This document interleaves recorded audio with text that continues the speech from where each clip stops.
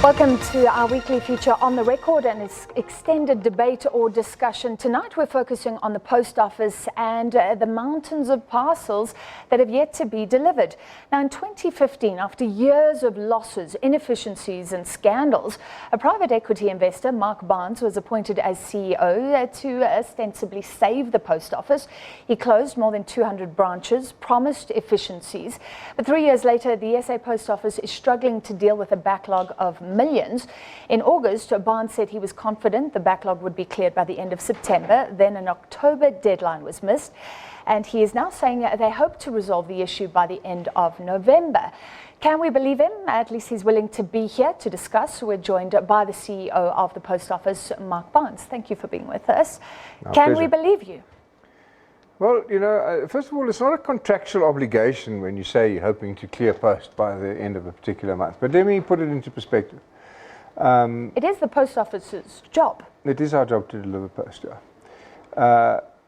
In April this year, after not paying a lot of our creditors because we had a funding issue, the post office backlog, which is defined by the Universal Postal Union as post that is more than 5 days in abeyance. Okay, so that's the definition, and the UPU standard is that 92% of that post must have been delivered, otherwise you're not up to standard. So we found ourselves in a position where we were 46 million items of post in backlog in April because we hadn't paid people that provide vehicles and forklifts and other suppliers to our scanners and so on. And that was as a result of not paying creditors. We had a strike in July which exacerbated the situation. Just to give the numbers some context, we process between 2.5 and 3 million articles of post a day in the South African Post Office. So you only have to be 10 days out and you're in serious trouble. Okay.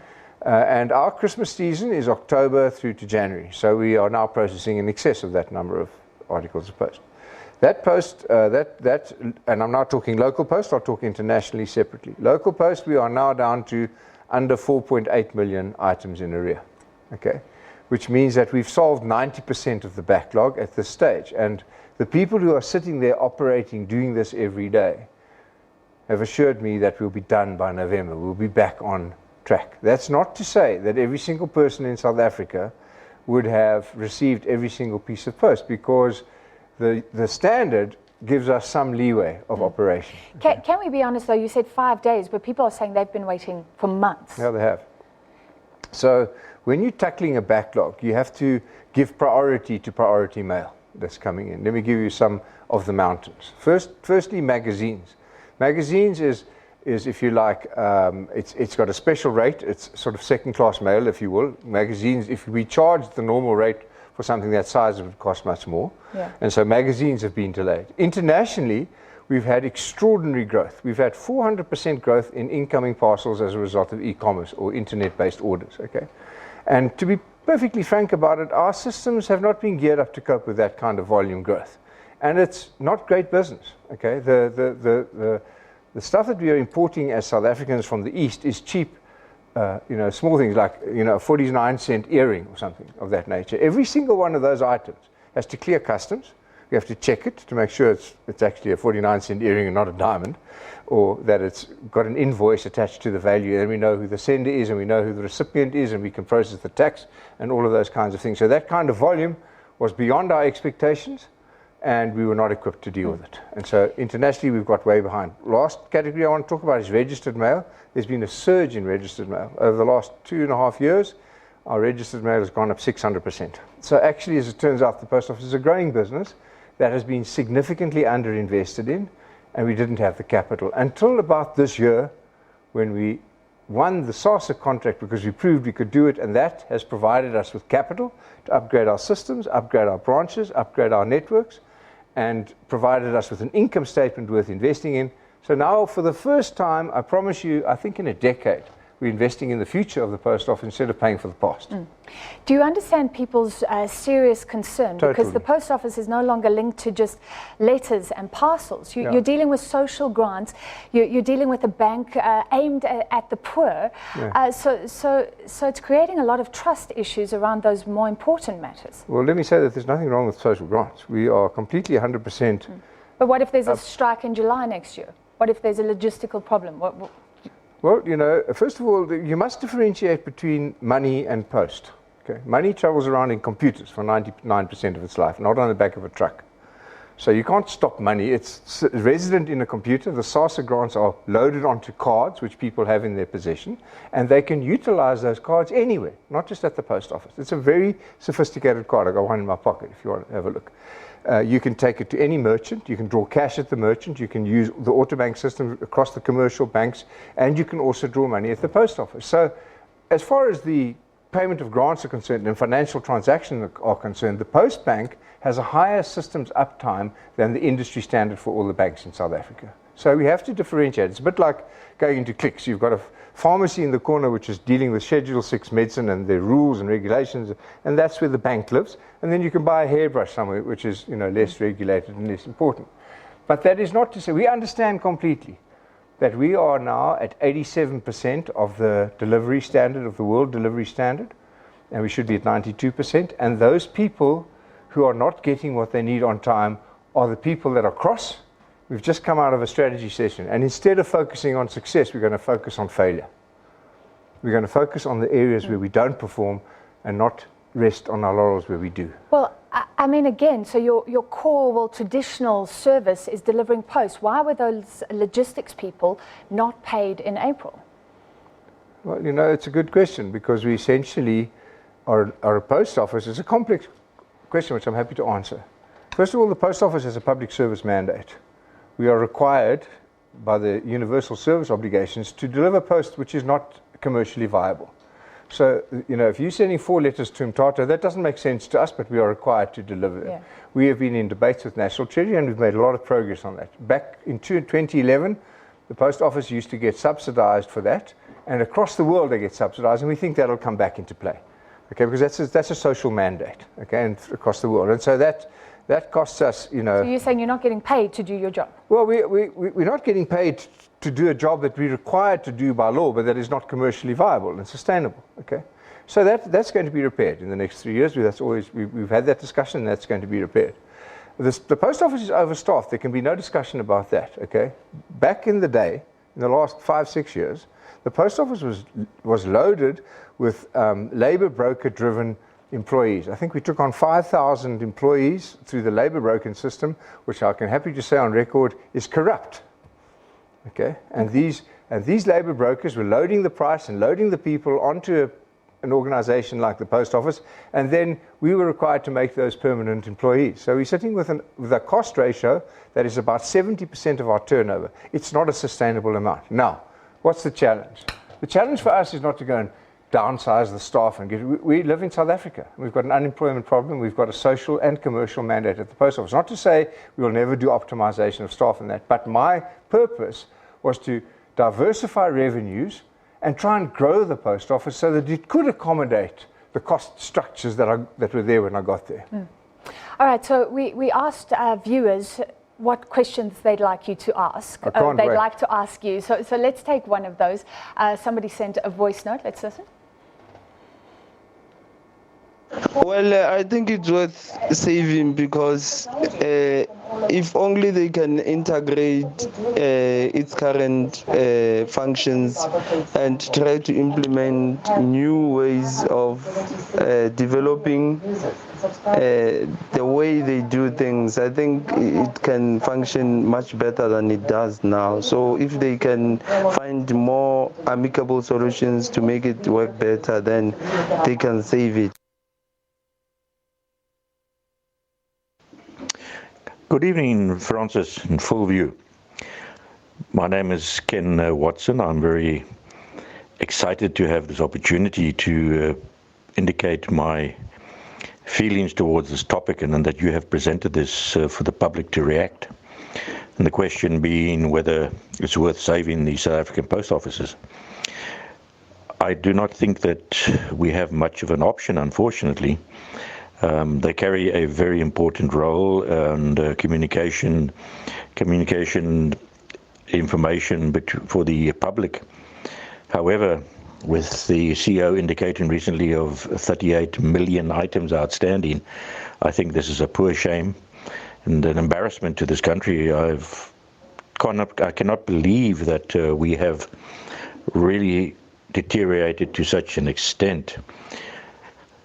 The post office doesn't own these items. They in fact belong to the public, the individuals, and I think they are very sought after. And we have to continue and find some way of getting the postal services to provide a service that the public is expecting and that they should be. And I therefore feel that we have to do something, and very soon. Thank you very much. The man who can do something is here. Your comments?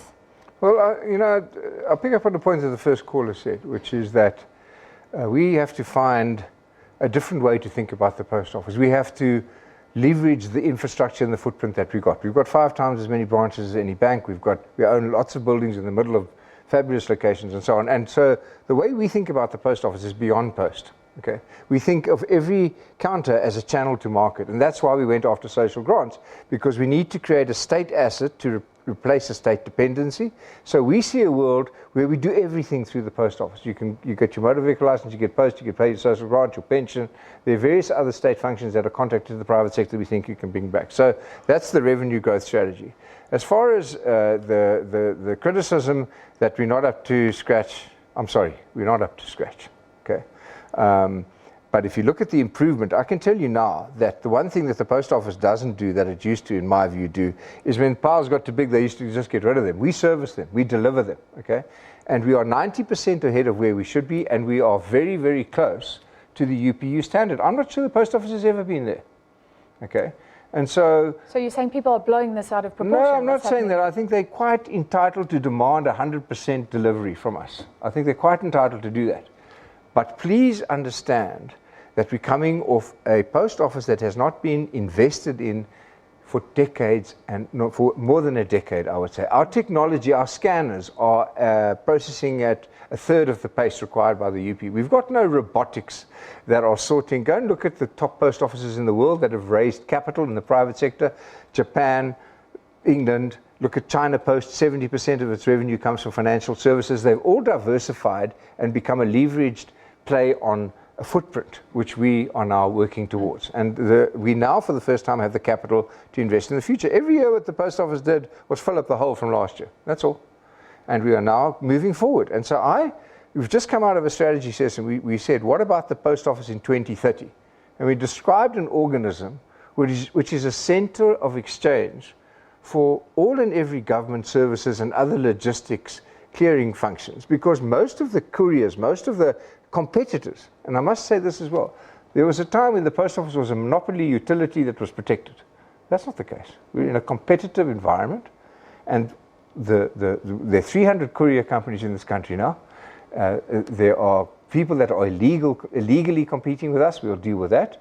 And we have had to change the organism from a sort of guaranteed employment, process it at whatever pace you like, to a competitive offering. We could be economically far more efficient than our competitors, but people are price insensitive, price elastic. So if you need to get your cell phone delivered to your daughter in Cape Town, you'll pay whatever price because you need it to be there on time and intact.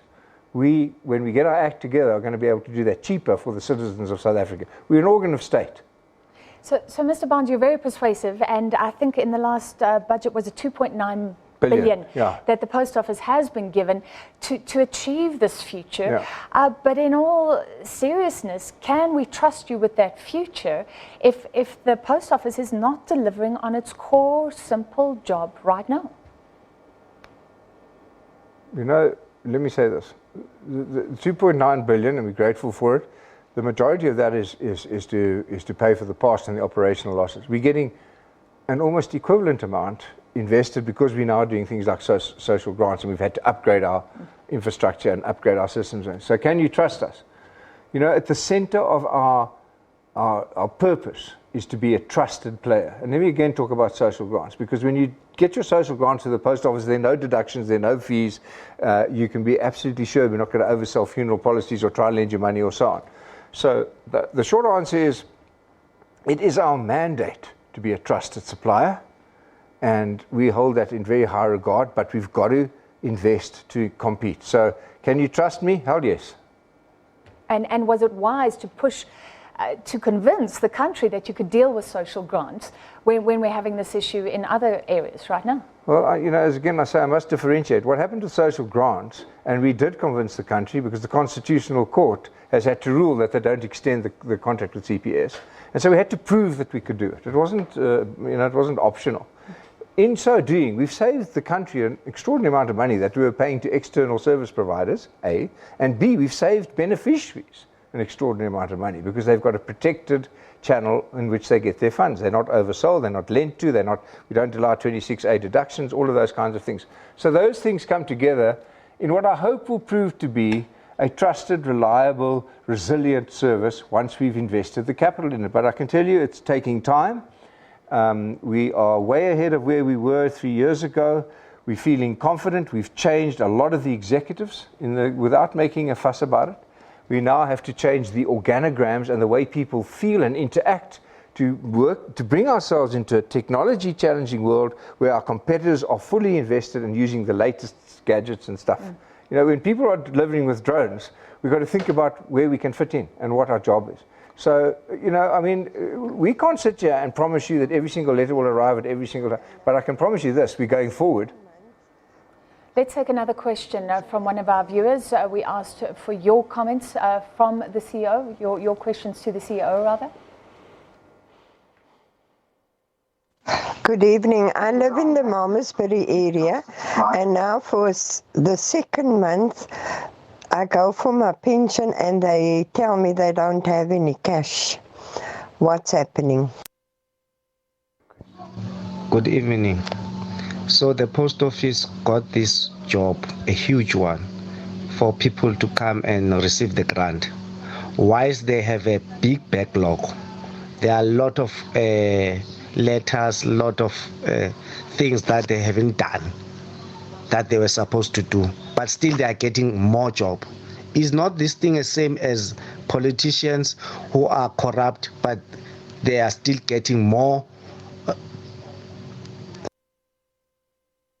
All right, the Post Office has received money. I think you have been at pains to say that it's two different things, social grants versus letters. But what about that first caller saying that she gets a social grant, second month she's gone and the Post Office hasn't had cash? Yeah, that is possible. There have been instances where at a particular point in time, because the cash in transit company hasn't been able to predict and deliver exactly on time, or we haven't been able to predict exactly and deliver on time, but the cash is loaded on the card. So if you physically couldn't get cash at a particular branch, the cash is on your card. So we could take you to a merchant, you could go to ShopRite, Checkers, Pick n Pay, Boxer, Spar, all of those merchants are able to give you cash, okay, and you're able to transact with. One of the things we want to behaviors that we want to change is that we want to say, don't try and draw all of your money on the first day. It's dangerous and it's inappropriate. Draw the money. The post office is not an armored vehicle. It's not leaving tomorrow morning. It's going to be there the whole month. And you should draw the money you need and spend it as you require it. And so that's a behavioral change. But we have had instances where we haven't accurately predicted the cash requirements locally. And there are security and other issues which we're trying to optimize so that we minimize the knowledge and the amounts of money that are moving around. So I'm sorry about that.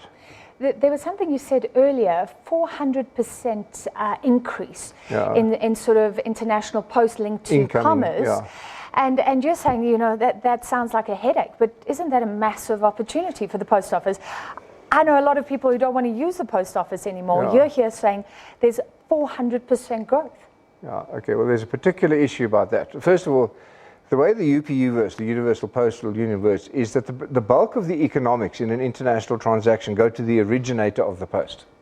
So if something's coming from China to South Africa, a huge chunk of that economics goes to the originator, not to the end destination. Okay. And so we would like to see a lot more people exporting money because we will get the bulk of the postage. Okay, that's the first point. The second point is where we hadn't invested in systems, we weren't able to cope with low value, high volume. That's not great business. It's lousy business for us. It clocks up the business.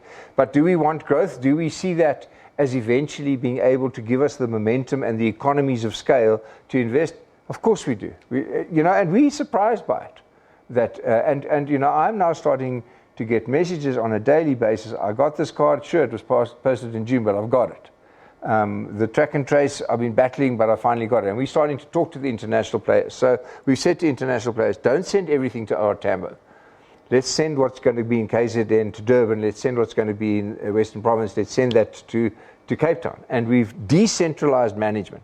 We've got a new COO who's been there for a while, Lindiwe Kwele, and she's hired a whole lot of regional GMs. And we've decentralized the ownership of the problem. So we've increased our number of trucks, we've increased our number of forklifts, our creditors are paid up to date, and we've decentralized management to where the problems are. And the photographs that we can show, because there were some photographs going around Facebook which were from 2015, we can show you the photographs now of what some of our sorting centers look like. We're running out of time. So finally, I mean, it's laudable. You went from sort of a slick private investment banking kind of position, I understand, to enter private public service. Yeah. What would you say to other business people who sit there criticizing, say, oh, I'm sure I could fix that. It's so inefficient. Has it been much harder than you thought? Yeah. I've never learned so much. In the last 3 years. Do you regret it? No, I don't regret it at all. Because imagine if it works. Imagine if we can combine this so-called private sector expertise and desire and energy, and we're seeing it, actually. I come out of a strat session with my top 50 people today. I wish you'd been there, man. They don't look like you think they look like. They're a vibrant, mixed bunch of extraordinary people who can see a future. We talked about Post Office 2030, and we saw amazing things. And so imagine if we pull it off. Imagine if we can gather ourselves together. And I wish there were more people. You know, I think if 1,000 people in South Africa threw their expertise into the pot at any price, we'd cross the bridge. And I'd love to be part of that. All right. Thank you for your time this evening. Thank you for your interest. And explaining some of the problems, but looking ahead as well, the CEO of the Post Office, Mark Bonds. Thank you.